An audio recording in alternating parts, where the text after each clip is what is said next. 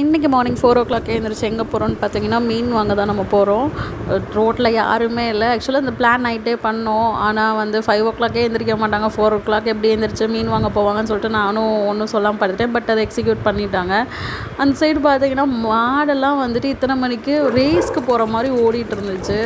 And வந்து பார்த்திங்கன்னா நம்மளையே ஓவர்டேக் பண்ணி டேர்ன்லாம் எடுத்து ஓடிட்டே இருந்துச்சு. அது கவனிக்கவே இல்லை யாரையுமே.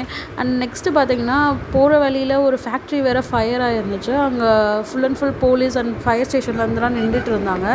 அதெல்லாம் தாண்டி நம்ம மீன் மார்க்கெட்டை வந்து ரீச் பண்ணியாச்சு. அங்கே பார்த்தீங்கன்னா பார்க்கிங்கும் இல்லை. மேலே போய் பார்த்தீங்கன்னா எல்லா கடைக்கு வாங்குறவங்களும் நிறைய வந்திருந்தாங்க.